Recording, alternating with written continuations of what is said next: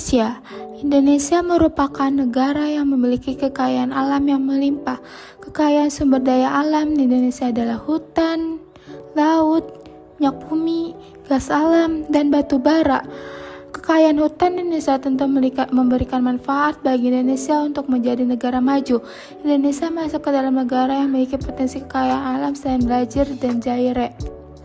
Keanekaragaman hayati hutan mengacu pada semua bentuk kehidupan yang terdapat di dalam kawasan hutan dan peran ekologis yang dimainkannya. Ini mencakup tidak hanya pohon, tetapi banyak tumbuhan, hewan, dan mikroorganisme yang menghuni kawasan hutan, dan keanekaragaman genetik yang terkait dapat dianggap pada berbagai tingkatan termasuk ekosistem, lanskap, spesies, populasi, dan genetika. Interaksi kompleks dapat terjadi di dalam dan di antara level-level ini.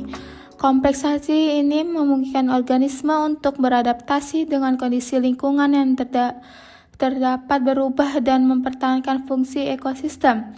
Hutan memainkan peran penting dalam menghasilkan oksigen dan mengurangi perubahan iklim.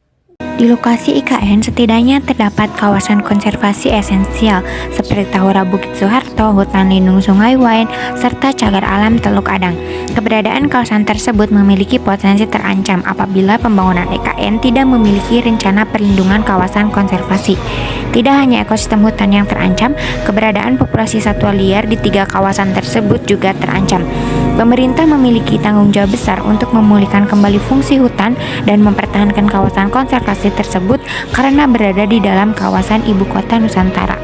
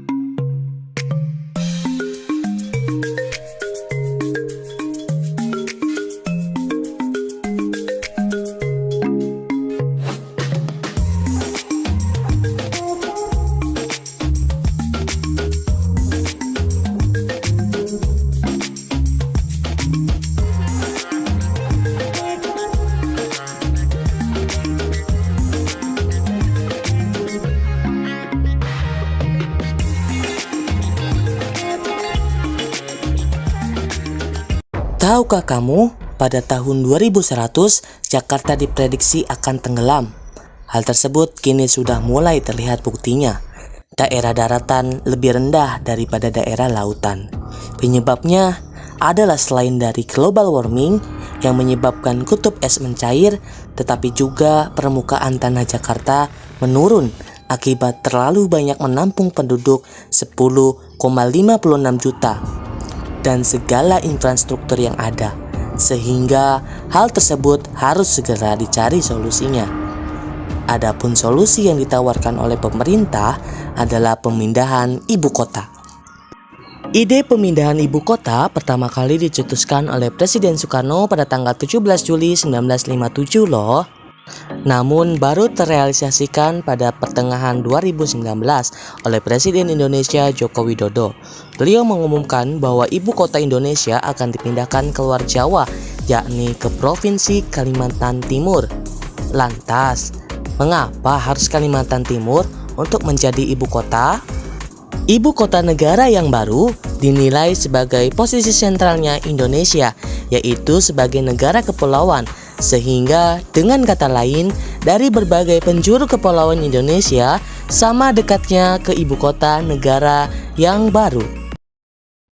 Meskipun demikian, banyak sekali polemik pemindahan ibu kota, di mana banyak pro dan kontra mengenai hal tersebut. Salah satu perdebatannya adalah kawasan Kalimantan memiliki kawasan hutan lindung yang luas yang menjadikan Kalimantan sebagai paru-paru dunia nomor 2 setelah hutan Amazon di Brazil. Lantas, apa saja polemik pemindahan ibu kota negara Indonesia ke wilayah Kalimantan Timur? Berikut kami rangkumkan dampak positif dan negatif dari pemindahan ibu kota. Ada yang tahu nggak sih, dari perpindahan ibu kota ini ke Kalimantan Timur yaitu terdapat dampak positif dan juga dampak negatif. Yang pertama pada dampak positif yaitu terdapat pemerataan pembangunan untuk wilayah di luar Pulau Jawa. Dengan begitu, seluruh sektor kesehatan, pendidikan, ekonomi di dalam maupun di luar Pulau Jawa tidak berbeda jauh dan juga mengurangi kepadatan penduduk di Jakarta. Dampak positif yang kedua yaitu menguatkan perekonomian nasional. Kenaikan ini dinyatakan bersumber dari yang dimanfaatkan seperti pembukaan lahan yang dimanfaatkan untuk pembangunan infrastruktur hingga pembukaan lapangan pekerjaan. Peningkatan ekonomi nasional ini ditandai seperti pertumbuhan ekonomi real GDP nasional menjadi 0,1%, menurunkan kesenjangan antar kelompok pendapatan. Dampak terhadap inflasi nasional akan minimal terjadi penambahan sebanyak 0,2%. Yang terakhir yaitu mendorong perdagangan antar wilayah di Indonesia.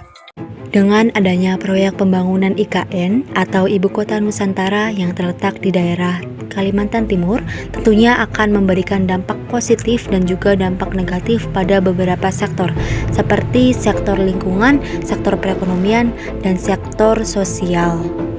Adapun untuk dampak negatif dari pembangunan IKN, yang pertama, pemerataan pembangunan dapat mengurangi fungsional hutan sebagai pengurai emisi karbon.